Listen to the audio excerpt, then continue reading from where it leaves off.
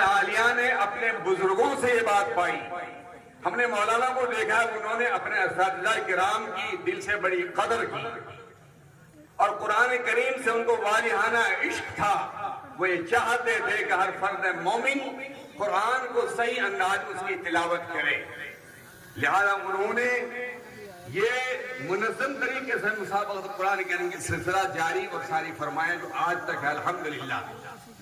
مولانا بیمار ہیں، اللہ ان کو شفا کامل عاجلہ عطا فرمائیں. اس سلسلے میں حضرت والا کی زندگی پر میں بہت کچھ کہنا چاہتا تھا، لیکن وقت کا خیال رکھنا بہت ضروری ہے.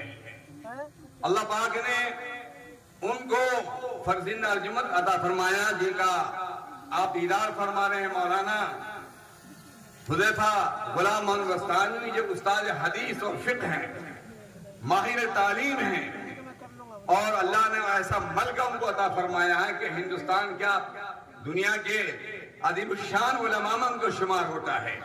ان کے دوست یہاں منور زمان صاحب تشریف فرما ہیں. ان کی سپیچ میں نے اورنگ آباد میں سنی اور وہیں دون حضرات سے ملاقات بھی کی. غرض یہ ہے کہ اس ادارے میں مسابقۃ القرآن کریم کا ہونا، جس کی صدارت حافظ خالد صاحب دامت برکاتہم العالیہ فرما رہے ہیں، یہ جامع اسلامیہ عربیہ دارالعلوم مہتابیہ ایک ولی کامل کی نسبت سے اس ادارے کو قائم کیا گیا. اور آج الحمدللہ یہاں کا نظم و نسق قابل رشک اور قابل دید ہے، اور یہاں کی صفائی پاکیزگی معروف اور مشہور. یہاں کی تعلیم ابھی جیسے کہ ابھی مولانا عمران صاحب اور مفتی صاحب جو ابھی خطبہ استقبالیہ پڑھنے والے ہیں، میں دعا کروں گا اور اللہ ان کو جزائے خیر دے. طلبہ عزیز نے 2 دن سے قرآن مقدس کے سلسلے میں اپنے فن کا مظاہرہ کیا. فن تجوید پر انہوں نے ماشاءاللہ بڑی زبردست تلاوت کی. حدیث پاک اور تفسیر پر جو طلبہ تھے انہوں نے بھی ماشاءاللہ ہم کو چونکا دیا. اللہ ان کو جزائے خیر دے. اس کے بعد میں نے آپ کے سامنے ایک حدیث پڑھی، بہت معروف حدیث ہے. عثمان غنی رضی اللہ تعالی عنہ سے یہ روایت بخاری شریف کی روایت ہے. اس حدیث کے سلسلے میں پوری دنیا میں ابتدائی اسلام سے آج تک قیامت تک جو خدمت قرآن ہوتی رہے گی، وہ ظاہر بات ہے اگر آپ کتابوں کو کھول کر کے دیکھیں تو آپ کو پتہ چلے گا. ایک ابو عبد الرحمن السلمی رحمت اللہ علیہ ہیں، انہوں نے جب اس حدیث کو پڑھا تو وہیں پر ٹھان لیا تھا کہ مجھے پوری زندگی قرآن کی خدمت کرنی ہے. تقریباً عثمان غنی رضی اللہ تعالیٰ عنہ کی خلافت سے لے کر کے اور حجاج بن یوسف کی عمارت تک تقریباً 78 سال تک انہوں نے قرآن کریم کی خدمت کی. اور اس کے ساتھ ساتھ میں چونکہ قرآن کریم ایک سرچشمہ ہے، منبع ہے تمام علوم اور فنون کا، اس پر بڑی بڑی تفاسیر، بڑی بڑی کتابیں لکھی گئی.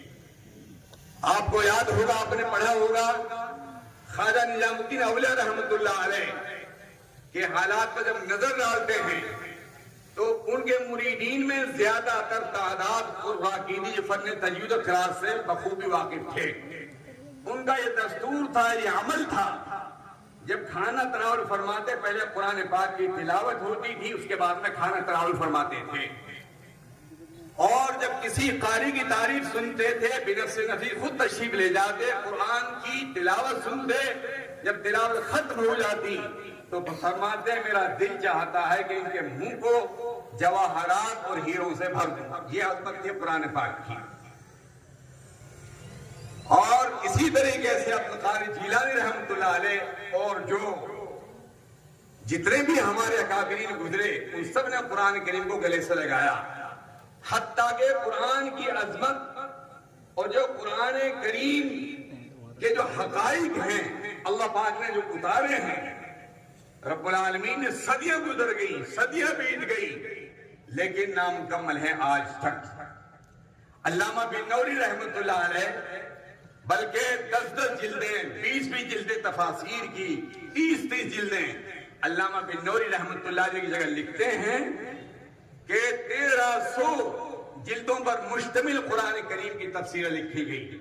اس سے بڑھ کر بات یہ ہے کہ علامہ شاہ صاحب رحمۃ اللہ علیہ فرماتے ہیں کہ دنیا میں تقریباً 2 لاکھ تفاسیر قرآن پاک کی لکھی گئی، اور جو اللہ کی طرف سے حقائق اللہ پاک نے قرآن کریم میں جو اللہ پاک نے نازل فرمائے، ان حقائق تک لوگ آج تک نہیں پہنچ سکے۔ سینوں میں علوم و فنون بھر کے لے گئے اور سفینے بھر گئے۔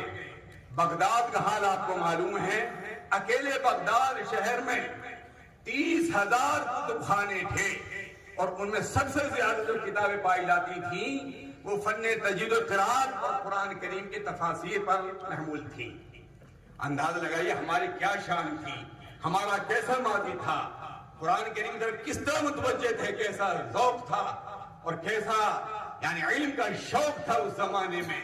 قربان جائیے اللہ تعالیٰ جزاک خیر دے ان حضرات کو۔ میرے بھائیوں، اس لیے ایک جو حدیث آتی ہے حضرت علی رضی اللہ تعالیٰ عنہ سے، یہاں بڑے ڈرنے کی ضرورت ہے۔ میں بات ختم کرنے جا رہا ہوں، وہ یہ ہے کہ ایک دور آئے گا، ایک زمانہ آئے گا کہ صرف اسلام کا یعنی قرآن کریم کے حروف باقی رہ جائیں گے۔ لا یبقى من القرآن لا يبقى من الاسلام الا رسم ولا يبقى من القرآن، یہ آگے جو حدیث ہے کہ اس کا مطلب یہ ہے کہ ایک دور آئے گا کہ اس قرآن کریم کے حروف باقی رہ جائیں گے، اسلام کا نام باقی رہ جائے گا، مساجد بڑی بڑی تعمیر ہوں گی، لیکن وہ ہدایت سے، ایمان سے، خشوع سے، خضوع سے خالی ہوں گی۔ ہمارا یہ مسابقہ جو ہوا ہے، اللہ کی لجا مجھ خود گنہگار کو، آپ سب حضرات کو جو قرآن کے حقائق ہیں، جو قرآن کریم عمل کرنے کی دعوت دیتا ہے کہ خیرکم من تعلم القرآن وعلمہ، میں بہترین شخص وہ ہے جو قرآن کریم کو سیکھے اور سکھائے۔ اس میں دونوں چیزیں ہیں، اب علمہ بھی ہے کہ جو سیکھے اور سکھائے۔ میرے بھائیوں، ہمارا سب سے بڑا جو مقصد اور مطلب جو ٹارگٹ ہونا چاہیے، نشان منزل ہونا چاہیے، وہ اللہ کی رضا ہونی چاہیے۔ اخلاص کے ساتھ ہم جیسے مولانا حذیفہ غلام محمد مستانی صاحب دامت برکاتہ عالیہ نے بڑی نکات، بڑی گہری تقریر، مختصر تھی، اختصار لیکن جامع اور معنی تھی۔ علماء کرام کے لیے آپ کا خصوصی خطاب تھا، اس میں آپ نے توجہ دلائی کہ اخلاص کی ضرورت ہے، اللہ کے ہاں اخلاص کامیاب ہے۔ میرے بھائیوں، یہ مسابقہ ہم کو دعوت دیتا ہے، ہم قرآن کریم کو مضبوطی سے پکڑیں اور عمل کے ہم پیغمبر بنیں۔ اللہ تعالیٰ مجھ کو اور آپ کو سب کو عمل کرنے کی توفیق نصیب فرمائے۔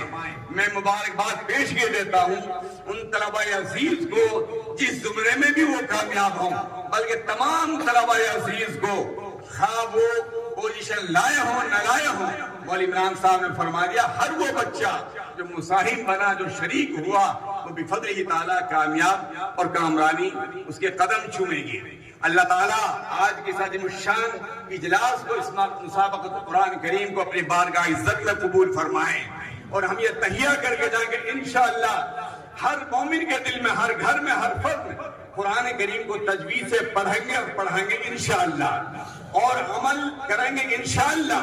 ہمارا اوڑھنا بچھونا، جیسے کہ مولانا غلام محمد صاحب مستانوی دامت برکات کا حالیہ کا جو فکر ہے، جو غم ہے، جو فکر ہے کہ پوری دنیا میں ایک ایک فرد جو ہے قرآن کریم سے فن تجوید قرآن سے واقف ہو، قرآن کریم کو صحیح پڑھے، چونکہ قیامت تک باقی رہنے والی کتاب ہے، اللہ کا کلام ہے، اس کی عظمت اللہ پاک ہمارے دل کے اندر بٹھا دے۔ اللہ تعالیٰ مجھ کو اور آپ کو عمل کرنے کی توفیق نصیب فرمائے۔ وآخر دعوانا الحمدللہ رب العالمین۔